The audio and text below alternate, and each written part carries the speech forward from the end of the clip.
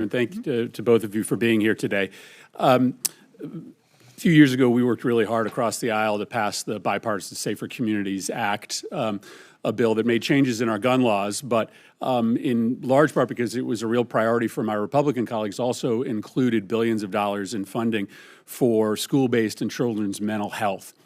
Earlier this year, you did something extraordinary. You canceled $1 billion worth of existing ongoing grants to schools all across the country. And it's extraordinary because you didn't cut off new grants, you cut off existing grants. So in states all across the nation, blue and red, there are now mental health programs for kids that are shutting down, and kids who have been relying on really important adults in their life, these counselors and social workers, are losing access. You know Connecticut very well. You shut off a program that provides mental health resources to kids in crisis in Northwest Connecticut. When they did a survey of these kids and asked the kids who are in this particular program who the one adult was who they would go to if they were in mental health trouble or in response to a trauma, every single one of those kids in that program named the counselor funded by this program. You've shut that grant down. When those kids show up to school next fall, that trusted adult will not be there. You've told this program, as well as all the other programs, that the reason is they're violating civil rights laws. This program has no idea what you mean by that. And I guess I just ask you this.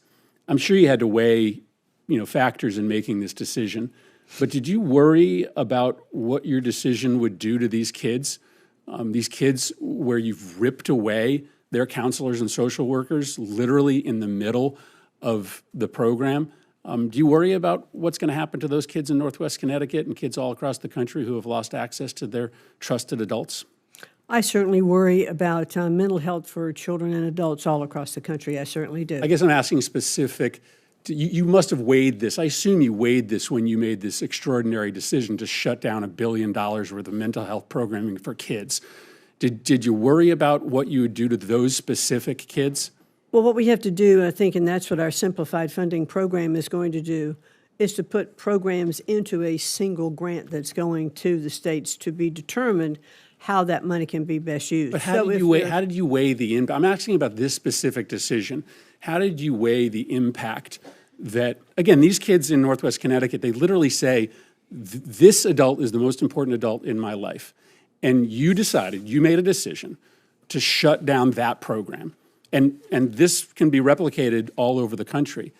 How did you weigh the impact on those kids? It's a really cruel thing to do to those kids. So did you think about the impact on those kids? Well, I certainly can't evaluate every particular program in every school district across the state. There are some areas that need mental health more than there are others. And there were programs in the mental health program that did deal with DEI and with gender issues, et cetera. And it wasn't just about the kind of things that you're talking about. So in totality, as we look at mental health grants across the country, we have to make sure that those programs are being used to serve best in those communities. Yeah. So, therefore, a governor or a principal or a state superintendent would have the best information relative to what is needed in that particular state. Yeah, we know what we need in Northwest Connecticut, and what we need is for the federal government not to rip funding away from these kids in need in the middle of the service program. Or to better allocate the dollars you have and provide those professionals across the state that can handle it. Let me ask you another question. Obviously, we're trying to understand what the Department of Education is doing with respect to the threats you've made against institutions of higher education. In the letter that you sent to Harvard demanding that they make certain changes, you told them that they had to end all of their diversity programs, but that they had to institute viewpoint diversity. That doesn't seem to make sense. How do you tell them to end all their diversity programs? And we assume that this is a mandate that you will make of other schools as well. How do you ask them to end diversity programs while instituting viewpoint diversity? Those seems to be totally contradictory. No, the diversity programs that we've asked and demanded to be eliminated were the DEI, where they were those programs actually were pitting one group against another. Isn't that was- viewpoint diversity a diversity program?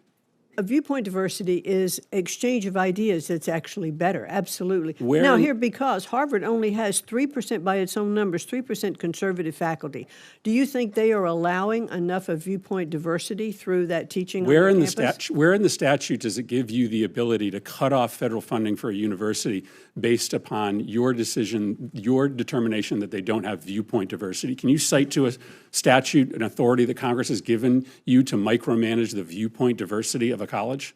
Well, certainly well, now let's back up.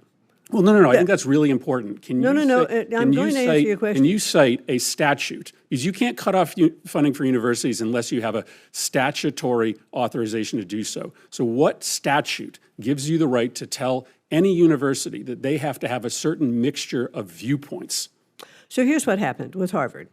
No, It was it's a the pretty same with simple. Columbia. I don't mean to provide being hostile. Well, here, I have to give but- you but some. I think you have to cite the background. statute. The statute's Title VI. These were civil rights violations. That is why we filed a case and defunded or stopped the funding for a while for Harvard, as well as we did Columbia. And in that conversation with them, we talked about different things that they should do coming back to the table to make their programming better. The president of Columbia absolutely indicated, as well as the president of Harvard, that they needed to do things on their campus to eliminate anti-Semitism. That was kind of the crux of what brought us into talking to the different universities. And then we sat down with them to say, okay, these are other issues that you need to address on your campus because you do receive federal funding. I am and well under over- federal funding, if you are breaking the law, I am which well they over my did time, under but Title VI. I know I don't Well, that's- understand I've any answered your conception question. of It was civil Title rights VI. law to give you the authorization to micromanage viewpoint diversity on campus. That's not authorized under the civil rights title provided to you by the United States Congress. Thank you very much. Senator